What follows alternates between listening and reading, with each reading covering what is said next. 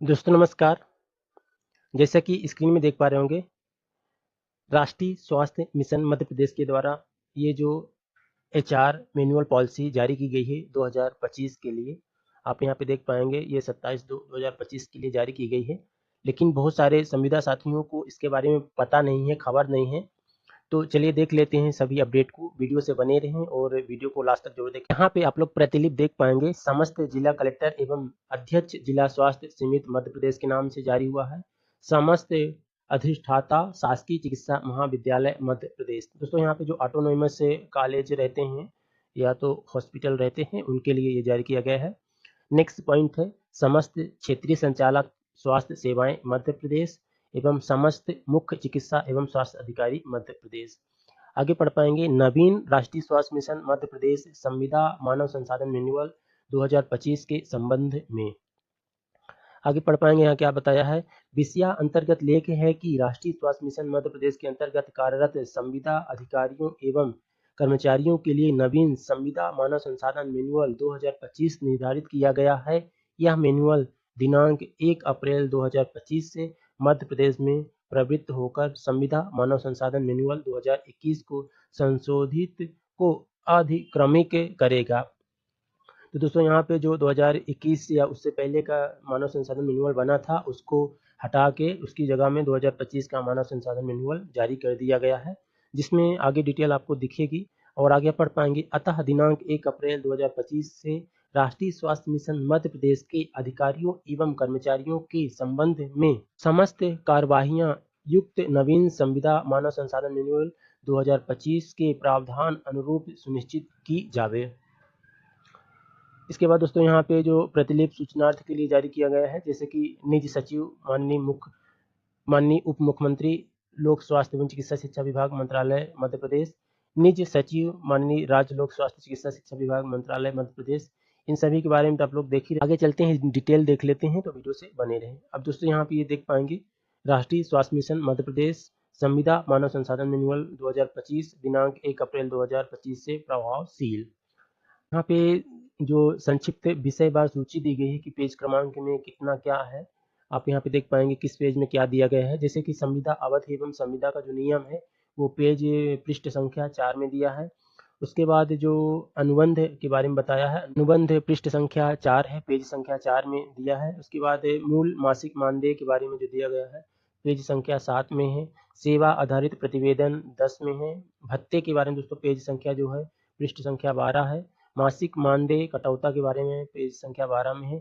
अवकाश की संबंधित जानकारी जो दी गई है पेज संख्या पृष्ठ संख्या 12 में है।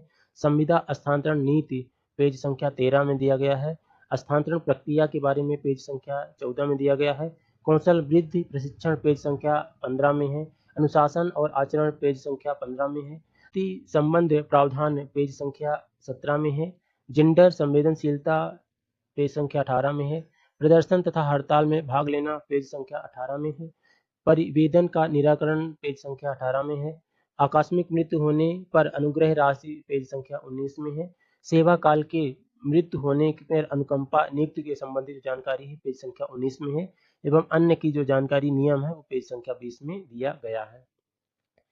अब नीचे स्क्रॉल डाउन करने के बाद दोस्तों पेज संख्या फर्स्ट देखते हैं, जिसमें संक्षिप्त में विवरण दिया गया है। और यहाँ पे ये वाला पेज अपन ने पढ़ लिया है, पेज फर्स्ट में ही दिया गया था, लेकिन एक बार इसको फिर से रिपीट पढ़ लेते हैं दोस्तों। यह मैनुअल राष्ट्रीय स्वास्थ्य मिशन मानव संसाधन मैनुअल 2025 कहलाएगा। या संविदा मानव संसाधन मैनुअल 2025 दिनांक 1/4/2025 से प्रवृत्त होकर संविदा मानव संसाधन मैनुअल 2021 को संशोधित और अधिक्रमिक करेगा। संविदा मानव संसाधन मैनुअल मध्य प्रदेश राष्ट्रीय स्वास्थ्य मिशन के अंतर्गत अनुबंधित समस्त मानव संसाधन संविदा अधिकारियों कर्मचारियों के लिए दिनांक 1/4/2025 से आगामी आदेश तक ये प्रवृत्त होगा।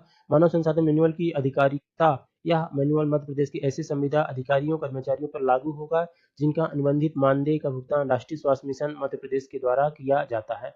और दोस्तों यहाँ पे इसके बारे में ये बताया है कि ये जो नियम लागू होगा, जिसका भी पेमेंट राष्ट्रीय स्वास्थ्य मिशन एनएचएम के माध्यम से दिया जाता है, उन्हीं के ऊपर लागू होगा। नेक्स्ट पॉइंट है, मध्य प्रदेश राष्ट्रीय स्वास्थ्य मिशन द्वारा किसी भी प्रकार के संस्था एजेंसी समिति आदि को कोई भी बजट अनुदान वित्तीय सहायता प्रदान की जाती है एवं बजट अनुदान वित्तीय सहायता विभाग संस्था एजेंसी सीमित किसी भी मानव संसाधन की नियुक्ति चयन करता है, तो ऐसी स्थिति में युक्त मानव संसाधन उस विभाग, संस्था, एजेंसी, समिति का कर्मचारी, अधिकारी, उक्त विभाग, संस्था, एजेंसी, समिति का कर्मचारी, अधिकारी होगा, ना कि मध्य प्रदेश राष्ट्रीय स्वास्थ्य मिशन का। अब दोस्तों यहाँ पे ये पॉइंट जो बताया जा रहा है कि यदि एनएचएम के द्वारा किसी भी एजेंसी, संस्था को पैसे दिए जाते हैं, अनुदान या वित्तीय सहायता प्रदान की जाती है, उस विभाग या एजेंसी के माध्यम से यदि कर्मचारी, अधिकारी रखे जाते हैं, तो ऐसे जो कर्मचारी, अधिकारी हैं, राष्ट्रीय स्वास्थ्य मिशन मध्य प्रदेश के अंतर्गत नहीं आएंगे, जैसा कि यहाँ पे बताया है। ऐसे कर्मचारी, अधिकारी पर संविदा मानव संसाधन मैनुअल 2025 का कोई प्रावधान लागू नहीं होगा। अब यहाँ पे दोस्तों ये जो नियम है, ये जो एजेंसी वाले हैं या आउटसोर्स वाले हैं, उनके लिए नियम लागू नहीं होगा, जैसे कि यहाँ पे बताया है। नेक्स्ट पॉइंट में दोस्तों यहाँ पे राज्य स्वास्थ्य समिति की कार्यकारिणी समिति, एक्सेसिव कमेटी, अपर मुख्य सचिव, प्रमुख सचिव, मध्य प्रदेश लोक स्वास्थ्य एवं चिकित्सा शिक्षा विभाग इस मैनुअल को जारी करने व आवश्यकता अनुसार इसके संशोधन करने में सक्षम होंगे। अब दोस्तों यहाँ पे यदि कुछ संशोधन करना है तो किसके हाथ में है, जैसे कि आप देख पाएंगे अपर मुख्य सचिव, प्रमुख सचिव, मध्य प्रदेश शासन, लोक स्वास्थ्य चिकित्सा शिक्षा विभाग इस मैनुअल को जारी करने और आवश्यकता अनुसार में संशोधन करने के लिए सक्षम होंगे। नेक्स्ट पॉइंट में पढ़ेंगे आप मानव संसाधन की उपलब्धता, प्रदर्शन, प्रशिक्षण तथा वार्षिक सेवा आधारित प्रतिवेदन का आधार human resource monitoring information software HR MIS होगा। संविदा कर्मचारी, अधिकारियों से संबंधित सभी जानकारी HR मिस में दर्ज की जाएगी। यथासंभव इसी के माध्यम से कर्मचारियों की नियुक्ति आदेश जारी किया जाना, मानदेय आहरण, पद स्थापना स्थल परिवर्तन, अनुभव प्रमाण पत्र जारी किया जाना तथा अवधि प्रकरण सत्यापन करने का प्रयास किया। समस्त संविदा पद पर मध्य प्रदेश राष्ट्रीय स्वास्थ्य मिशन का राज्य कार्य योजना अंतर्गत स्वीकृत होंगे। नेक्स्ट पॉइंट में दोस्तों पढ़ पाएंगे संविदा अवधि एवं संविदा के जो नियम हैं।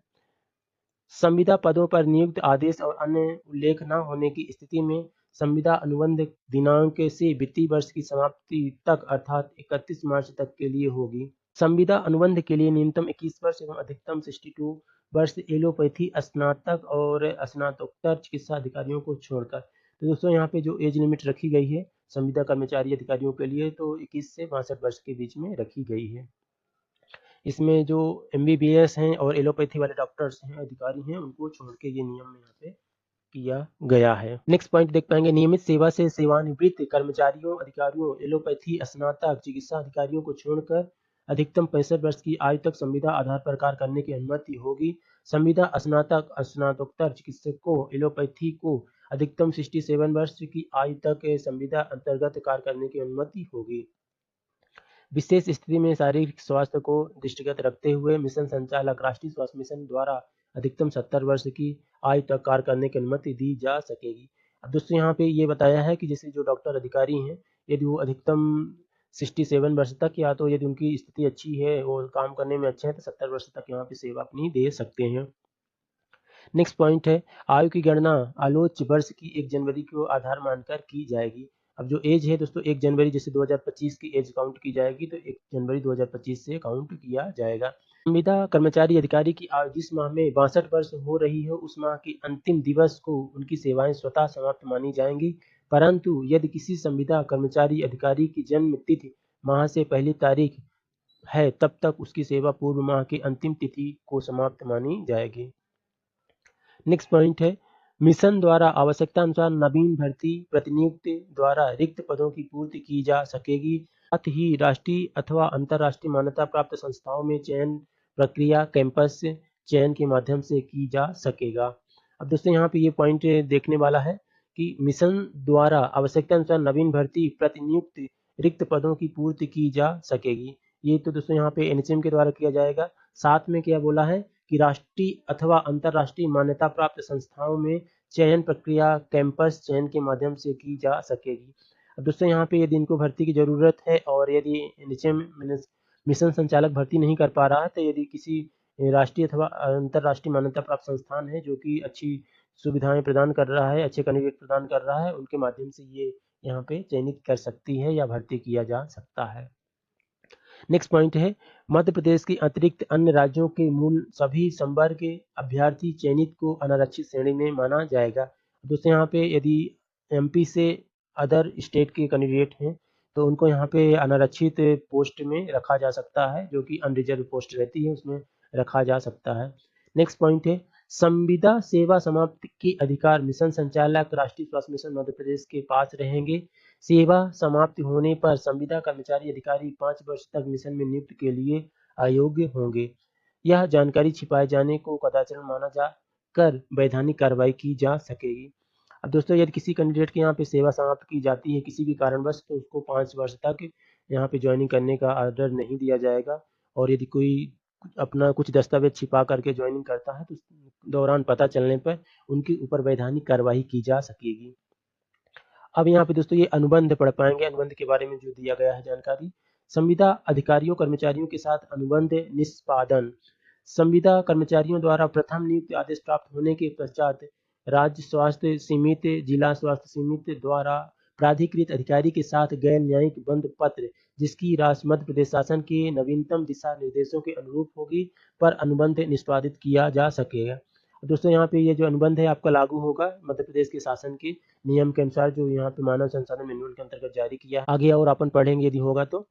नेक्स्ट पॉइंट में देख पाएंगे संविदा प्रकार करने हेतु नियुक्त अधिकारियों कर्मचारियों के अनुबंध को एक बार निष्पादित किए जाने के पश्चात समान संविदा शर्तों को पुनः नए सिरे से अनुबंध निष्पादित करने की आवश्यकता नहीं है। अब दोस्तों यहाँ पे जैसे कि बताया है कि यदि आपका एक बार अनुबंध बन गया है तो उसको पुनः से बनाने की आवश्यकता नहीं होगी तथा वार्षिक सेवा आधारित प्रतिवेदन के आधार पर संविदा अधिकारी कर्मचारियों के कार्यकाल में वृद्धि की जा सकेगी। अब दोस्तों यहाँ पे संविदा जो अधिकारी कर्मचारी हैं इनके मानव संसाधन मैनुअल में जो अनुबंध है उसको कंटिन्यू किया जा सकेगा। यहाँ पे बता दिया गया है कि वार्षिक सेवा आधारित प्रतिवेदन के आधार पर संविदा अधिकारी कर्मचारी के कार्यकाल में वृद्धि की जा सकेगी और यहाँ पे नए सिरे से अनुबंध निष्पादित करने की आवश्यकता नहीं है। आप यहाँ पे पढ़ पा रहे होंगे ये वाले पॉइंट में। नेक्स्ट पॉइंट है दोस्तों यहाँ पे सामान्यतः यह अनुबंध राज्य स्तरीय कर्मचारी अधिकारियों के लिए मिशन संचालक अथवा मिशन संचालक द्वारा प्राधिकृत अधिकारी एवं संभाग स्तरीय कर्मचारी अधिकारियों के लिए क्षेत्रीय संचालक स्वास्थ्य सेवाएं एवं जिला या इसके निचले स्तर पर कर्मचारी अधिकारियों के लिए मुख्य चिकित्सा एवं स्वास्थ्य अधिकारी के मध्य निष्पादित किया जा सकेगा। नेक्स्ट पॉइंट है अनुबंध के निष्पादन पर होने वाला व्यय चयनित अभ्यर्थी द्वारा स्वयं वहन किया जाएगा। चयनित अभ्यर्थी अनुबंध दिनांक से संविदा सेवा में माना जाएगा। संविदा कर्मचारियों के लिए यह अनिवार्य है कि नियुक्त आदेश जारी होने के 15 दिवस के भीतर पद स्थापना स्थल पर कार्यभार ग्रहण करने का अनुबंध निष्पादित करें। नियुक्त आदेश में उल्लेखित समय अवधि में कार्यभार ग्रहण न करने अनुबंध निष्पादित न करने पर आदेश स्वतः निरस्त माना जाएगा। नेक्स्ट पॉइंट है यदि किसी न्यायोचित कारणवश निर्धारित अवधि में पदभार ग्रहण करने में विलंब होता है तो संविदा कर्मचारियों द्वारा मिशन संचालक राष्ट्रीय स्वास्थ्य मिशन से अधिकतम 14 दिवस की अवधि में लिखित अनुमति प्राप्त करनी होगी। अनुमति अवधि में कार्यभार ग्रहण न करने की दशा में नियुक्ति स्वतः ही निरस्त मानी जाएगी। नेक्स्ट पॉइंट है संविदा कर्मचारियों के स्थानांतरित होने तथा नवीन पदस्थापना स्थल पर कार्यभार ग्रहण करने की दशा में नवीन पदस्थापना स्थल में सक्षम प्राधिकारी को पुनः अनुबंध निष्पादित करना होगा। अब दोस्तों यहाँ पे क्या बोलता है कि यदि आप ट्रांसफर लेके जाते हैं उस दौरान आपको नए जगह में पुनः अनुबंध निष्पादित करके देना रहेगा, बनवा के देना रहेगा। नेक्स्ट पॉइंट है प्रथम संविदा पर चरित्र सत्यापन।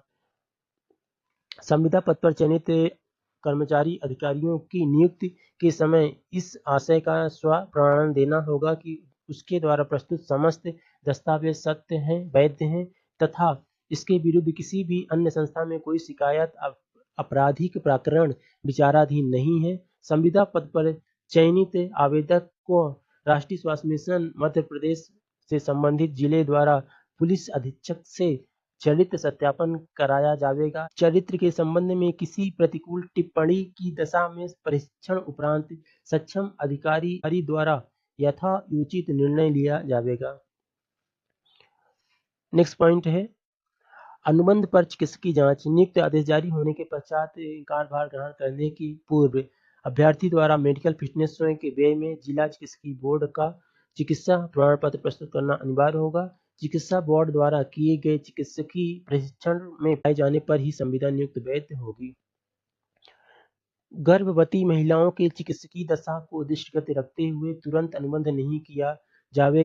गर्भवती अभ्यर्थियों को प्रसूति दिनांक से 6 सप्ताह की अवधि समाप्त होने की आगामी सप्ताह अर्थात प्रसव से 7वें सप्ताह में मेडिकल फिटनेस संबंधी प्रमाण पत्र के साथ में अनुबंध निष्पादित करना अनिवार्य होगा तथा सक्षम अधिकारी द्वारा संविदा पर कार्यभार ग्रहण करने की अनुमति दी जा सकेगी। उक्त अवधि में कार्यस्थल पर उपस्थित न होने की स्थिति स्वतः निरस्त होगी, पद रिक्त माना जाएगा। अब दोस्तों यहाँ पे संविदा में यहाँ पे उनका ज्वाइनिंग होती है, लेकिन वो फीमेल कैंडिडेट हैं और गर्भवती हैं, तो उनको प्रसूति के 6 सप्ताह मतलब दोस्तों करीब 1.5 महीने बाद में ज्वाइनिंग करना रहेगा। यदि आप ज्वाइनिंग नहीं लेते हैं तो इस स्थिति में आपकी जो नियुक्ति है स्वतः निरस्त मानी जाएगी। नेक्स्ट पॉइंट में पढ़ पाएंगे। प्रथम अनुबंध के साथ अभ्यर्थियों को निम्न दस्तावेज की सत्यापित छाया प्रति हार्ड कॉपी के साथ मूल दस्तावेज सत्यापन अवलोकन प्रमाणीकरण हेतु प्रस्तुत करना होगा।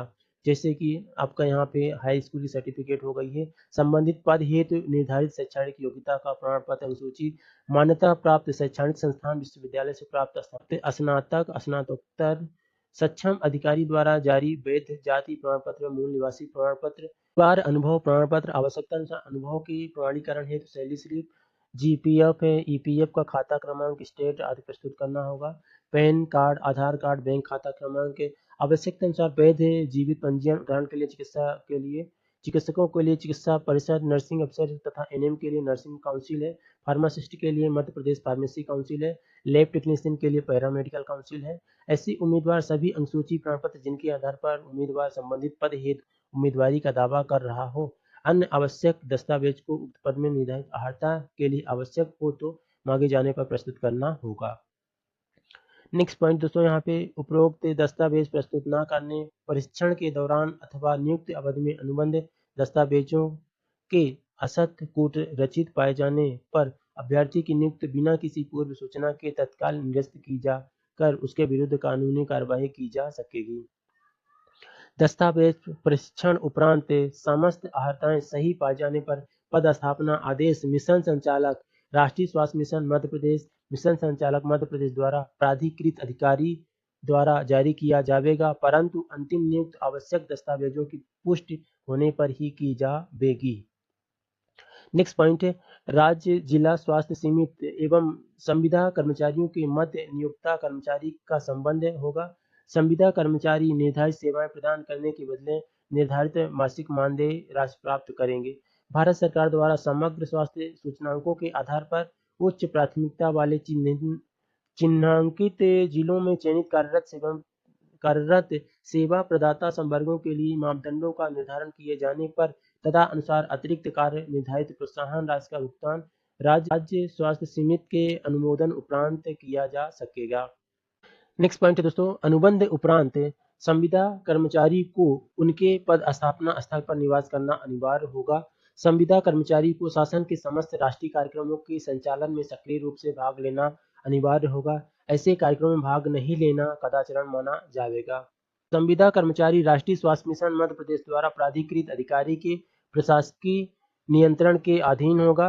राष्ट्रीय स्वास्थ्य मिशन मध्य प्रदेश द्वारा वाणिज्यिक कारणों से संविदा कर्मचारी अधिकारियों का अनुबंध 1 माह की पूर्व सूचना अथवा 1 माह के संविदा मानदेय की समतुल्य राशि का भुगतान कर समाप्त किया जाएगा।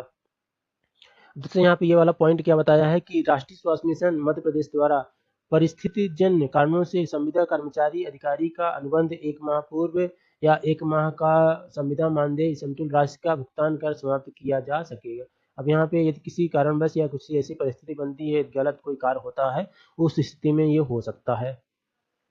नेक्स्ट पॉइंट है संविदा कर्मचारी अधिकारी द्वारा यदि संविदा अवधि के दौरान त्यागपत्र दिया जाता है तो उसे राष्ट्रीय स्वास्थ्य मिशन मध्य प्रदेश को 1 माह पूर्व सूचना अथवा समिति के खाते में 1 माह का मानदेय का समतुल्य राशि जमा करनी होगी। संबंधित कर्मचारी अधिकारियों द्वारा पूर्व सूचना अवधि नोटिस के साथ ही स्वास्थ्य मिशन मध्य प्रदेश द्वारा आवंटित समस्त कार्यालयीन नस्ती सामग्री उपकरण लैपटॉप जमा करवा कर वित्त विभाग भंडारगृह संबंधित कार्यक्रम प्रभारी से अनापत्ति प्रमाण पत्र एनओसी प्राप्त करना होगा।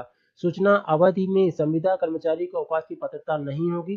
संबंधित संविदा कर्मचारी नोटिस देने के 15 दिवस के भीतर नोटिस दिए जाने की स्थिति में सम्मिलित करते हुए अपना नोटिस वापस ले सकेगा।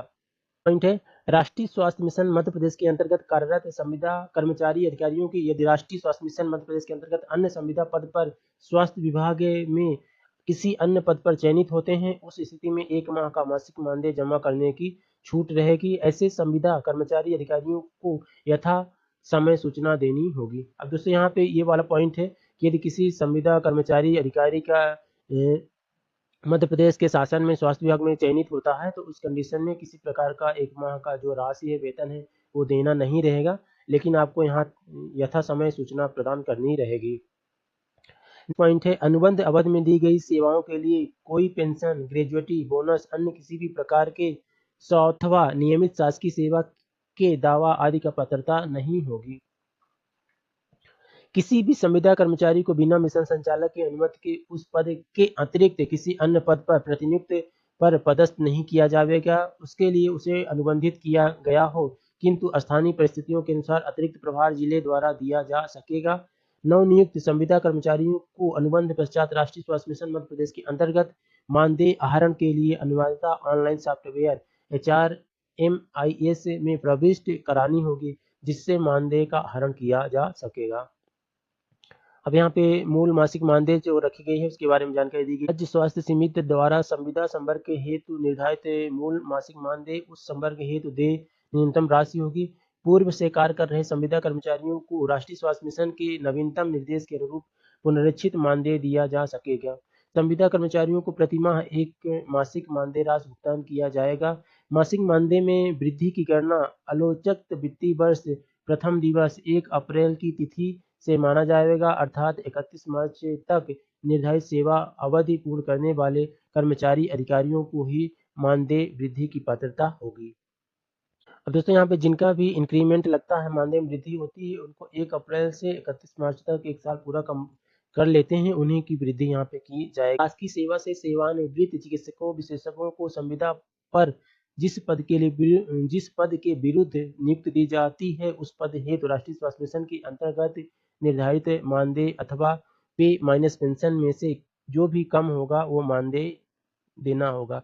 अब दोस्तों इसका मतलब जिसको पता है उसको कमेंट करके जरूर बताइए कि इस वाले पॉइंट का। पॉइंट है दोस्तों, मध्य प्रदेश सामान्य प्रशासन विभाग मंत्रालय पत्र क्रमांक भोपाल दिनांक 22 जुलाई 2023 की निर्देशानुसार ऐसे संविदा पर नियुक्त कर्मचारी अधिकारी जिनकी संविदा नियुक्त दिनांक 1 अप्रैल 2018 के पूर्व हुई हो एवं जो नियुक्त दिनांक से निरंतर युक्त संविदा पद पर कार्यरत हैं, उनका पारिश्रमिक पुनर्निर्धारण निम्नानुसार होगी। अब दोस्तों यहाँ पे ये दिनांक देख पाएंगे 1 अप्रैल 2018 के पूर्व जिन कैंडिडेट ने ज्वाइन किया है उनके लिए क्या बताया है। इस श्रेणी के अंतर्गत आने वाले समस्त संविदा कर्मचारी अधिकारी का मासिक पारिश्रमिक दिनांक 1 अप्रैल 2018 की स्थिति में समकक्ष नियमित पद में शासकीय सेवाओं के लिए 7वें वेतनमान अंतर्गत संबंधित पे मैट्रिक लेवल में न्यूनतम मूल वेतन के 100% के बराबर काल्पनिक आधार पर प्रागणित कर पुनर्निर्धारण किया जाएगा। अब दोस्तों यहाँ पे देख पाएंगे 2018 के पूर्व जितने भी कैंडिडेट यहाँ ज्वाइन किए हैं उनके लिए 7वें वेतनमान के अंतर्गत पे मैट्रिक लेवल और मूल वेतन के 100% के बराबर काल्पनिक आधार पर प्रगणित निर्धारित किया जाएगा। अब दोस्तों इसके बारे में जो कैंडिडेट इससे पहले की ज्वाइनिंग है आप कमेंट करके बताइएगा क्या है इसका अपडेट। नेक्स्ट पॉइंट है, दिनांक 1 अप्रैल 2018 की स्थिति में संविदा कर्मचारी अधिकारियों को प्राप्त हो रहे मासिक पारिश्रमिक कंडिका 3.51 के अनुसार प्रागणित पारिश्रमिक में से जो अधिक हो उसे संविदा कर्मचारी अधिकारियों के लिए दिनांक 1 अप्रैल 2018 की स्थिति में काल्पनिक आधार पर पुनर्निर्धारण पारिश्रमिक माना जाएगा। नेक्स्ट वीडियो में अपन कवर करेंगे, तो वीडियो से बने रहें। वीडियो को प्लीज लाइक करें, शेयर करें, सब्सक्राइब करना ना भूलें। वीडियो को देखने के लिए बहुत बहुत धन्यवाद सभी का। Thank you so much. दोस्तों नमस्कार, मानव संसाधन मैनुअल वर्ष 2025 में फर्स्ट वीडियो में दोस्तों कुछ इंपॉर्टेंट टॉपिक कवर किया था और सेकंड वीडियो में लगभग पूरा कवर कर लेंगे जो इसमें इंपॉर्टेंट टॉपिक हैं। तो वीडियो से बने रहें और वीडियो को लास्ट तक जरूर देखें। जो दोस्त नए जुड़े हैं प्लीज चैनल को सब्सक्राइब करके रखें और बेल आइकन को प्रेस करके रखें ताकि आने वाली नई अपडेट नोटिफिकेशन आपको यहाँ से मिलती है। आप यहाँ पे देख पाएंगे 3.5 मध्य प्रदेश सामान्य प्रशासन विभाग मंत्रालय और पत्र क्रमांक 2018 दिनांक 22 जुलाई 2023 की निर्देशानुसार ऐसे संविदा पर नियुक्त कर्मचारी अधिकारी जिनकी संविदा नियुक्ति दिनांक 1 अप्रैल 2018 से पूर्व हुई है, जो नियुक्त दिनांक से निरंतर युक्त संविदा पद पर कार्यरत है, उनका पारिश्रमिक पुनर्निर्धारण निम्नानुसार रहेगा। जैसे कि इस श्रेणी के अंतर्गत आने वाले समस्त संविदा कर्मचारी अधिकारी का मासिक मानदेय पारिश्रमिक दिनांक 1 अप्रैल 2018 की स्थिति में समकक्ष नियमित पद के शासकीय सेवकों के लिए 7वें वेतनमान के अंतर्गत संबंधित पे मेट्रिक लेवल के न्यूनतम वेतन के 100% के बराबर काल्पनिक आधार पर प्रगणित पुनर्निर्धारण किया जाएगा। नेक्स्ट पॉइंट में है, आज दिनांक 1 अप्रैल 2018 की स्थिति में संविदा कर्मचारी अधिकारी को प्राप्त हो रहे मासिक पारिश्रमिक कंडिका 3.5.1 के अनुसार प्रगणित परिश्रम में से जो भी अधिक हो उसे संविदा अधिकारी कर्मचारी के लिए दिनांक 1 अप्रैल 2018 की स्थिति में काल्पनिक आधार पर पुनर्निर्धारण पारिश्रमिक माना जाएगा।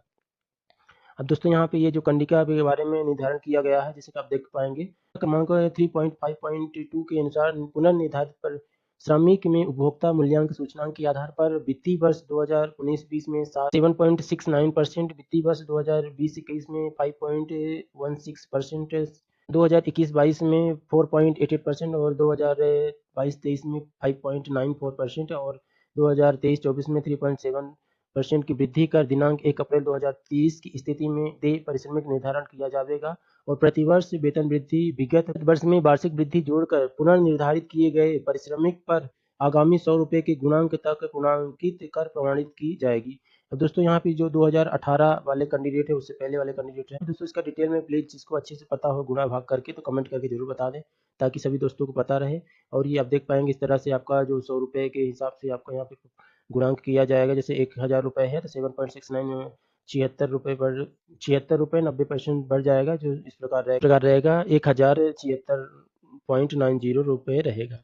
इसके बाद दोस्तों यहाँ पे जो 2018 के बाद वाले कैंडिडेट है उनके लिए जानकारी दी गई है, जैसे कि आप यहाँ देख पाएंगे ऐसे संविदा अधिकारी कर्मचारी जिनकी नियुक्ति 1 अप्रैल 2018 अथवा उसके पश्चात हुई है, उनके लिए जो यहाँ पे गुणांक दिया गया है इस प्रकार से है, आप यहाँ पे देख पाएंगे। और आगे आप वो देखेंगे जो कि 1 अप्रैल 2024 के पश्चात या संविदा कर्मचारी अधिकारियों का पारिश्रमिक वार्षिक वृद्धि की गणना प्रत्येक वर्ष के 30 अप्रैल तक AICPIN उपभोक्ता मूल्य सूचकांक के आधार पर वृद्धि का प्रतिशत प्रगणित एवं अधिसूचित करने की कार्यवाही नियमित रूप से संपादित की जाएगी।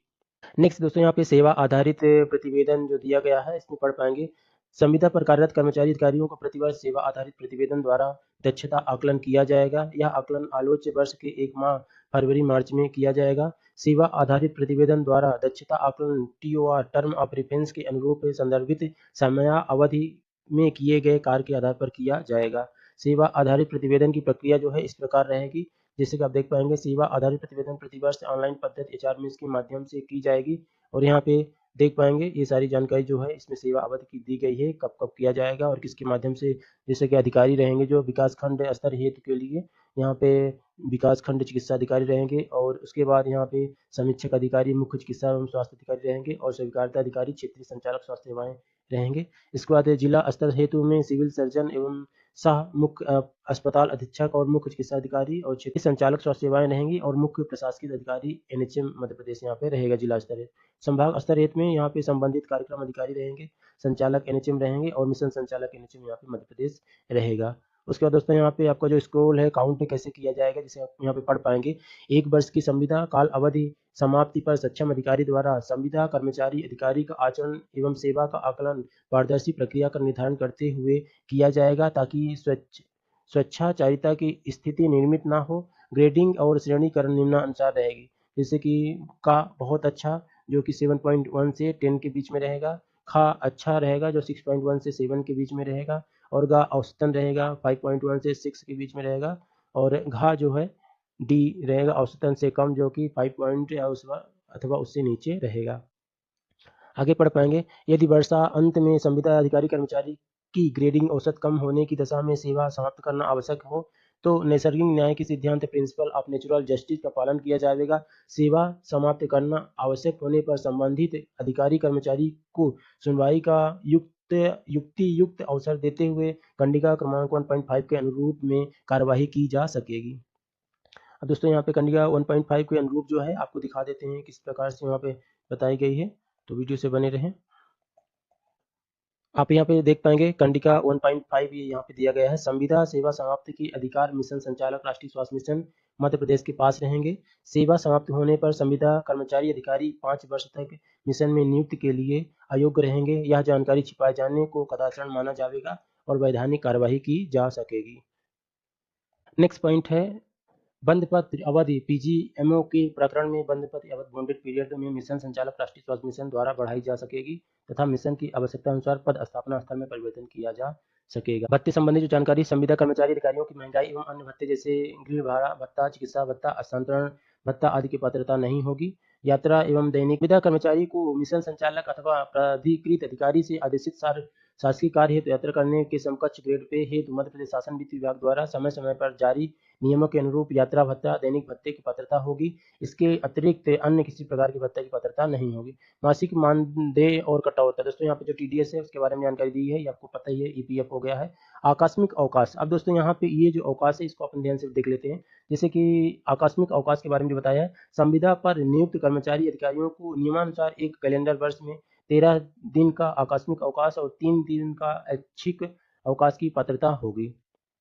नेक्स्ट पॉइंट में है 1 माह में अधिकतम 3 दिवस का आकस्मिक अवकाश से जो है अपना दोस्तों जो अपन सीएल लेते हैं वो यहाँ पे ले सकते हैं और पात्रता होगी 3 दिवस से अधिक दिवसों में लिए गए निरंतर अवकाश अवधि को अवैतनिक माना जाएगा। दोस्तों यहाँ पे यदि 3 दिन से ज़्यादा अपन लेते हैं तो अवैतनिक माना जाएगा, जिसमें पेमेंट कटने का कटौता का चांस रहेगा। विशेष परिस्थितियों में मिशन संचालक की पूर्व अनुमति से 3 दिन से अधिक दिवसों की अवैतनिक अवकाश स्वीकृत किया जा सकेगा।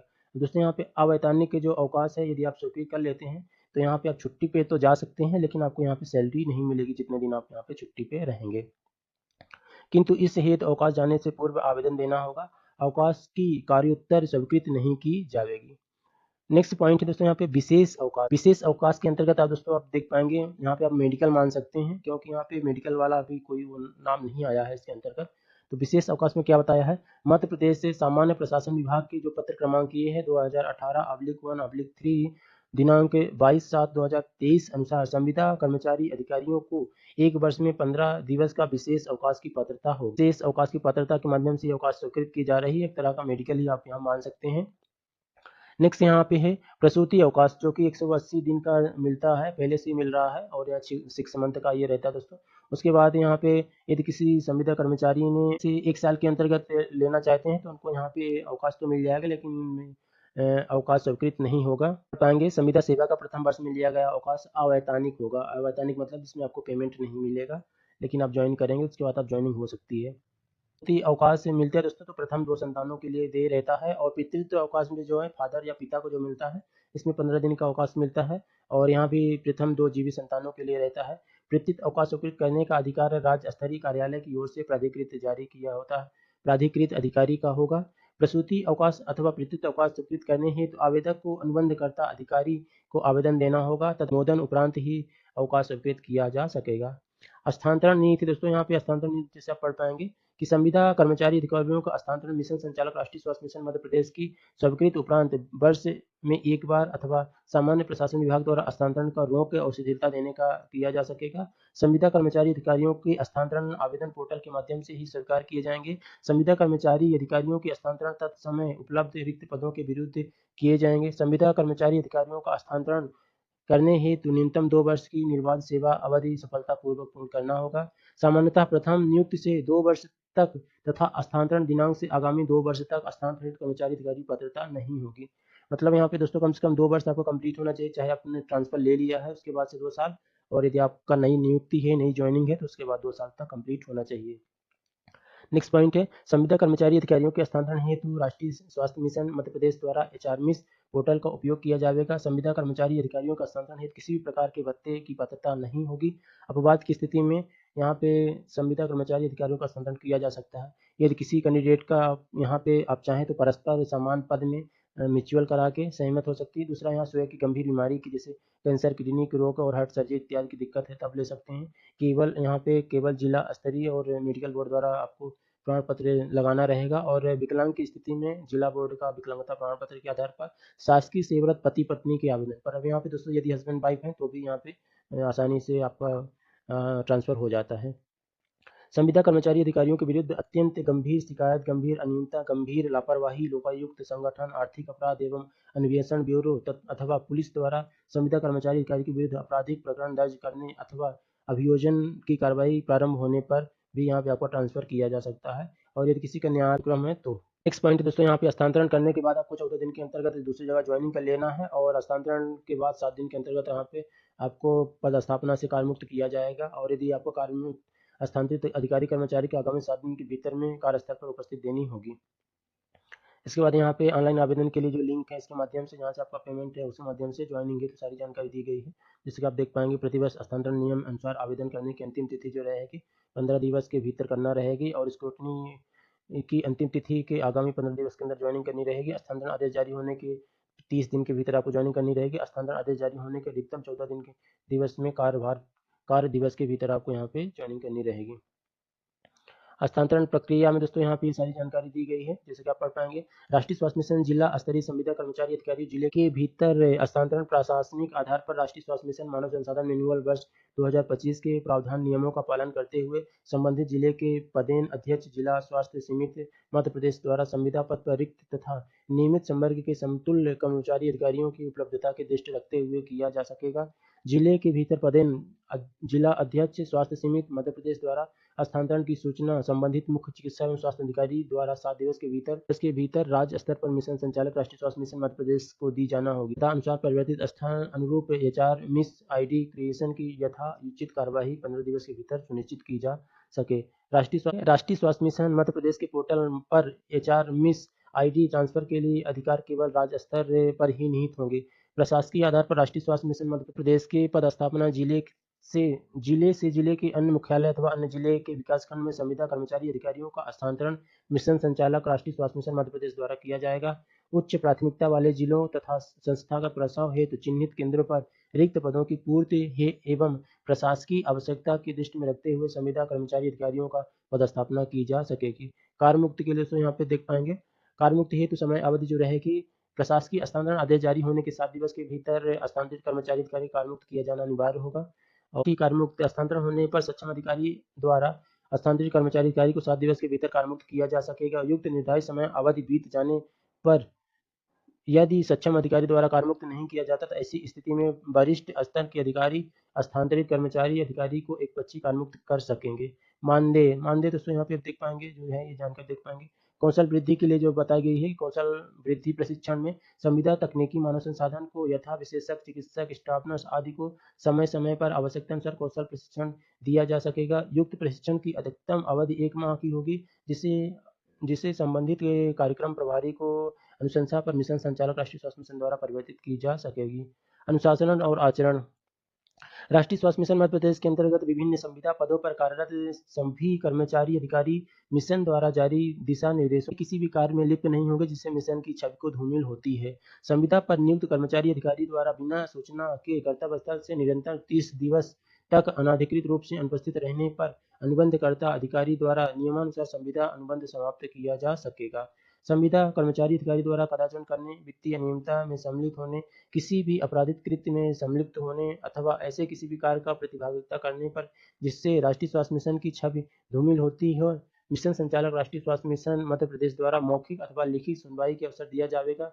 निर्धारित समय अवधि में प्रति उत्तर नहीं दिए जाने अथवा प्रति उत्तर समाधान कारक न होने पर मिशन संचालक राष्ट्रीय स्वास्थ्य मिशन मध्य प्रदेश द्वारा अनुबंध तत्काल समाप्त किया जा सकेगा। इस हेतु राष्ट्रीय स्वास्थ्य मिशन मध्य प्रदेश के युक्त कर्मचारी अधिकारी को 1 माह का नोटिस एवं 1 माह का मानदेय देने हेतु बाध्य नहीं होगा। भ्रष्टाचार निवारण अधिनियम 1988 शोधित 2018 के अंतर्गत कर्मचारी अधिकारी के विरुद्ध ट्रैप प्रकरण पंजीबद्ध होने पर यथासंभव 3 दिवस में ट्रैप कार्यवाही स्थल पर अन्यत्र हस्तांतरण कार्रवाई की जा सकेगी।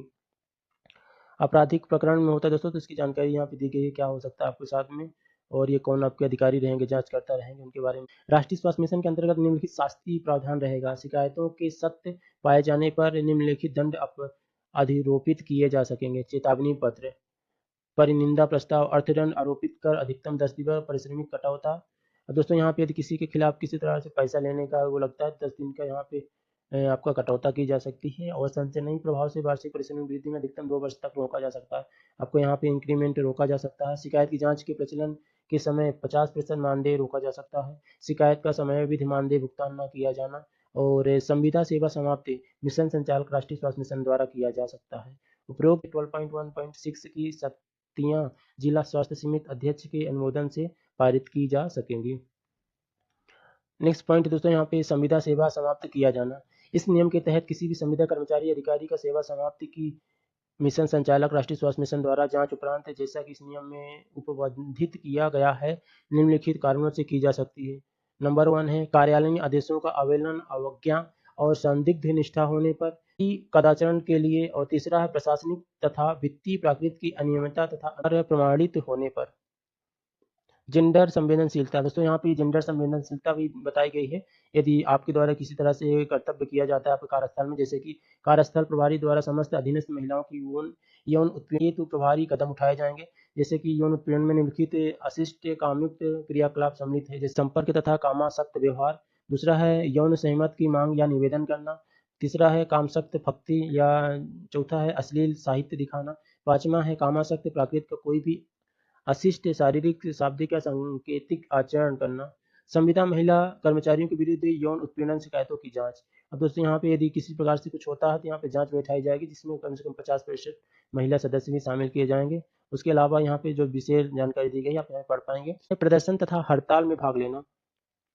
कोई भी संविदा कर्मचारी अपनी सेवा या किसी अन्य संविदा सेवा की सेवा में संबंधित किसी मामले में संबंध ना तो किसी भी तरह का प्रदर्शन हड़ताल का सहारा लेगा और ना ही किसी अन्य को इसको प्रेरित करेगा, अन्यथा आचरण करने वाले कृत्य कदाचरण अनुशासनात्मक कार्यवाही की जा सकेगी। उपरोक्त धार्मिक कृत्यों में शामिल होने की स्थिति में मिशन के अंतर्गत कार्यरत कर्मचारी अधिकारियों की सेवाएं समाप्त की जा सकेगी। जिन कर्मचारी अधिकारियों को प्रदर्शन हड़ताल अवैधानिक कृत्यों आदि में सम्मिलित होने पर अनुशासनात्मक कार्यवाही के पश्चात अनुबंध निरस्तीकरण द्वारा सेवा से पृथक किया गया है, उनकी भविष्य में राष्ट्रीय स्वास्थ्य मिशन के अंतर्गत किसी भी पद में उम्मीदवारी पर विचार नहीं किया जाएगा। परिवेदना और निराकरण, दोस्तों यहाँ पे पढ़ पाएंगे। संविदा कर्मचारी अधिकारी अपनी परिवेदना के लिए जैसे समय पर मानदेय, अन्य स्वास्थ्यों का भुगतान नहीं होना, देर से भुगतान होना, द्वेषपूर्ण व्यवहार करना, दुर्भावना पूर्वक सेवा से पृथक करना आदि पर निर्धारित आवेदन कर सकेगा। अब दोस्तों यहाँ पे यदि आपको कोई आवेदन करना है, यदि आपका समय से पैसे नहीं मिल रहा है और आपके साथ कोई दुष्व्यवहार किया जा रहा है और कुछ ऐसा लगता है तो आप यहाँ पे आप बता सकते हैं आपके अधिकारी को। ऐसे परिवेदनाओं का निराकरण है तो आवेदन का अनुक्रम मैनुअल करनिका क्रमांक 11.6 की तालिका अनुसार रहेगा। शिकायत निवारण है तो अपीलीय अधिकारी मिशन संचालक राष्ट्रीय स्वास्थ्य मिशन मध्य प्रदेश एवं द्वितीय अपीलीय अधिकारी प्रमुख लोक स्वास्थ्य एवं चिकित्सा शिक्षा मध्य प्रदेश होंगे। मुख्य चिकित्सा एवं स्वास्थ्य अधिकारी तथा क्षेत्रीय संचालक ऐसे कर्मचारी की जो माननीय न्यायालय द्वारा जारी स्थगन आदेशों के परिपालन में कार्यरत हैं की सूची में संबंधित दस्तावेज के प्रतिमाह की अंतिम तिथि को मानव संसाधन लीगल राष्ट्रीय स्वास्थ्य मिशन मध्य प्रदेश इस ईमेल आईडी पर ईमेल अथवा इस ईमेल आईडी पर उपलब्ध कराए जाएंगे। अब यहाँ पे दोस्तों नेक्स्ट पॉइंट है आकस्मिक मृत्यु होने पे अनुग्रह राशि। अब यहाँ पे अनुग्रह राशि दोस्तों यदि किसी सदस्य की मृत्यु हो जाती है तो आपके उस फैमिली को 15 दिन के अंतर्गत यहाँ पे सूचना देनी रहेगी मृत्यु का। और राष्ट्रीय स्वास्थ्य मिशन मध्य प्रदेश द्वारा किसी भी संविदा अधिकारी कर्मचारी की सेवा के दौरान दुर्घटना से अथवा आकस्मिक मृत्यु होने पर 6 माह का मासिक मानदेय या उसके समतुल्य धनराशि 2 लाख रुपए तक की यहाँ पे दे रहेगी। दिवंगत संविदा कर्मचारी अधिकारी को नियमानुसार नामांकन न किए जाने की स्थिति में निकटतम अनुग्रह राशि का भुगतान पति पत्नी अथवा संतान को किया जा सकेगा। विवाहित तलाकशुदा परित्यक्ता संविदा कर्मचारी अधिकारी के प्रकरण में यह धनराशि संविदा कर्मचारी अधिकारी के पिता को दी जाएगी। पिता के जीवित न होने पर माता को दी जाएगी और माता पिता की दोनों को न रहने की दशा में संबंधित कर्मचारी का आश्रित नियम परिजन को दिया जाएगा। नेक्स्ट पॉइंट है विवाहित संविदा कर्मचारी के प्रकरण में पत्नी पति से ज्येष्ठ पुत्र या पुत्री के या धनराशि दी जाएगी, या फिर नामांकित परिजन के अवयस्क होने पर यह धनराशि बैंक या पोस्ट ऑफिस में जमा की जाएगी, जहां अभिभावक के जरिए अवयस्क संतान द्वारा व्यय हेतु राशि प्राप्त की जा सकेगी। सेवा काल में मृत्यु होने पर अनुकंपा नियुक्त। अब दोस्तों यहाँ पे अनुकंपा नियुक्त कैसे मिल सकती है आप यहाँ पे देख पाएंगे। इस मैनुअल में लागू होने के पश्चात राष्ट्रीय स्वास्थ्य मिशन मध्य प्रदेश संविदा कर्मचारी अधिकारी की सेवा काल में मृत्यु होने की दशा में अनुकंपा नियुक्त नीति 2018 के प्रावधानों एवं इस संबंध में समय समय पर जारी शासकीय दिशा निर्देशों का अनुपालन किया जा सकेगा। इस हेतु राष्ट्रीय स्वास्थ्य मिशन मध्य प्रदेश द्वारा पृथक से कार्यकारी निर्देश जारी किए जाएंगे। आश्रित सदस्य को उपलब्ध रिक्तियों के विरुद्ध अर्हता अनुसार संविदा आधार पर 6वें वेतनमान पर अधिकतम 250 ग्रेड पे के समकक्ष पद रिक्त होने की अनुकंपा नियुक्ति की पात्रता होगी। अनुकंपा नियुक्ति हेतु मिशन संचालक राष्ट्रीय स्वास्थ्य मिशन अधिकृत होंगे। अनुकंपा नियुक्ति हेतु समकक्ष पद की रिक्तता न होने पर परिवार के नामांकित सदस्य द्वारा अनुग्रह राशि हेतु मिशन संचालक और राष्ट्रीय स्वास्थ्य मिशन में आवेदन किया जा सकता है। अब दोस्तों यहाँ पे ये बताया है कि यदि आप जिस पद के लिए अप्लाई करते हैं वो पद है नहीं है तो उसकी जगह में आपके परिवार को या सदस्य को यदि वो राशि लेना चाहता है तो यहाँ पे उसको 2 लाख रुपए राशि दी जाएगी, या तो यहाँ पे वहाँ पे अनुकंपा नियुक्ति भी ली जा सकती है। अन्य नियम में कंडिका 16 में वर्णित प्रावधानों के तहत अनुग्रह राशि प्राप्त करने अथवा अनुकंपा नियुक्ति दोनों में से एक की पात्रता होगी। अब दोस्तों यहाँ पे एक ही मिलेगा, जैसे कि यदि आप पैसे ले लेते हैं या तो फिर आप यहाँ पे अनुकंपा नियुक्ति ले लेते हैं, दोनों में से एक ही आपको मिलेगा। पे माइनस पेंशन पर कार्यरत संविदा कर्मचारी अधिकारियों के लिए युक्त प्रावधान लागू नहीं होंगे। अब दोस्तों ये इसका मतलब क्या है, प्लीज जिसको भी पता है कमेंट करके बताएं ताकि सभी दोस्तों को पता रहे। नेक्स्ट अन्य नियम जो दिए गए दोस्तों यहाँ पे नियम पुस्तिका के अंतर्गत आप यहाँ पे पढ़ पाएंगे। नीचे स्क्रॉल डाउन करने के बाद देख लेते हैं कुछ अपडेट हो अच्छी सी, तो नहीं तो आज के इस वीडियो में इतना ही दोस्तों। मिलते हैं अगले वीडियो में, तब तक के लिए प्लीज़ लाइक करें, शेयर करें, सब्सक्राइब करें।